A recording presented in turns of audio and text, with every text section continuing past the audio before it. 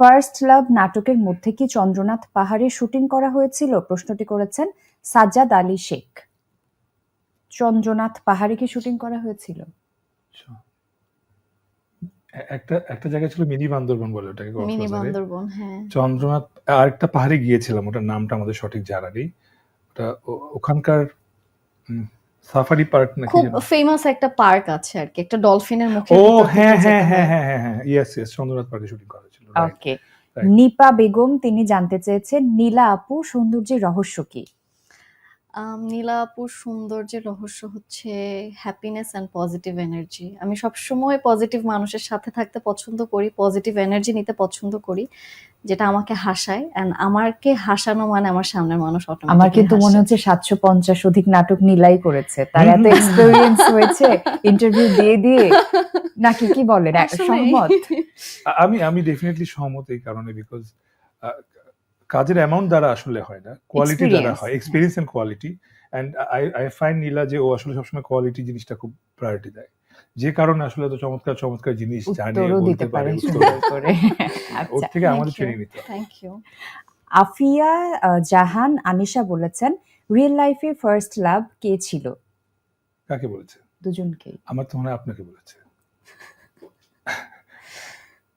আমি ফার্স্ট লাভে আসলে বিশ্বাস করি না, এগুলো সব ফিকশনাল, তাই ভাবলাম একটা নাটক করে ফেলি।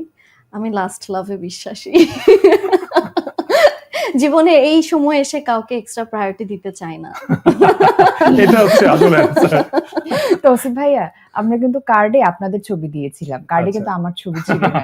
প্রশ্নটা তৌসিফ মাহবুব এবং নীলার কাছেই এসেছে, তো সে কি বলবে যে রিয়েল লাইফে ফার্স্ট লাভ কে ছিল?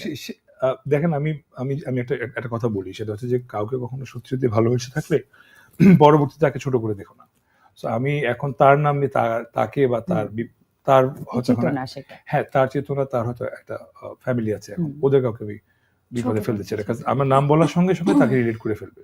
Exactly, Right. সেটার দরকার নেই। জি। শাহাবুদ্দিন আহমেদ বলেছেন আমার প্রশ্ন দুজনেরই কাছে, আপনাদের সবচেয়ে আজব অভ্যাস কোনটা যেটা আপনারা লুকিয়ে রাখেন? কে আগে বলবে? আমি আসলে এটা বলবো কিনা জানি না। আজব অভ্যাস। আজব অভ্যাস হচ্ছে কি, আমাকে নাটকের সিনেও দেখেছেন যে ভিডিও কলের পার্টটা আমি খুব ভালো মতো করেছি, তো আমি 24 ঘন্টা আমার হাজবেন্ডের সাথে কলে থাকি। তো এটা একটা আজব অভ্যাস, অনেক মানুষের কাছে এটা আসলে মনে হয় যে খুবই উইয়ার্ড, এটা কেমন ভালোবাসা, কিন্তু এটা আসলে আজব ভালোবাসা। এটা আজব হ্যাঁ, মানে অভ্যাস। কখন ভিডিও কলে থাকে কখন থাকে না বোঝা মুশকিল। কাজে থাকি না, অবশ্যই কাজের সময় আমরা ডিস্টেন্স বা কাজে ফোকাসটা রাখি, বাট আদার দ্যান দ্যাট আমার বাসায় গেলে দেখবে আমার হাজবেন্ড আমার বেড টেবিলের পাশে বসে সবাইকে হাই দিচ্ছে, কেউ বাসায় আসলে হাই কি অবস্থা তোমাদের। আচ্ছা, তৌসিফ ভাই আর কি আজব অভ্যাস আছে যেটা লুকিয়ে রাখে? লুকিয়ে রাখি? হ্যাঁ, আমার সব অভ্যাস আমি চেষ্টা করি। নীলা কিন্তু এটা লুকিয়ে রাখে না, তাই না? এটা তো হ্যাঁ। সবাই জানে। আচ্ছা যাই হোক, তাও একটা আমার সব অভ্যাস আমি প্রদর্শন করে ফেলি, মানে সো বাজে অভ্যাস লুকিয়ে আমি চুলে অনেক হাত দিই, মানে আচ্ছা। এটা লুকিয়ে রাখার চেষ্টা করি, বিকজ আমার এখন ইচ্ছা করছে হাত দিতে। তুমি আমাকে বলেছে যে এত চুলে হাত দিও না, জিনিসটা কেমন জানি লাগে। সো এই আর কি, এটা একটা আজব অভ্যাস, আজব যেহেতু আজব বলি। আজব, হ্যাঁ। খুবই আজব।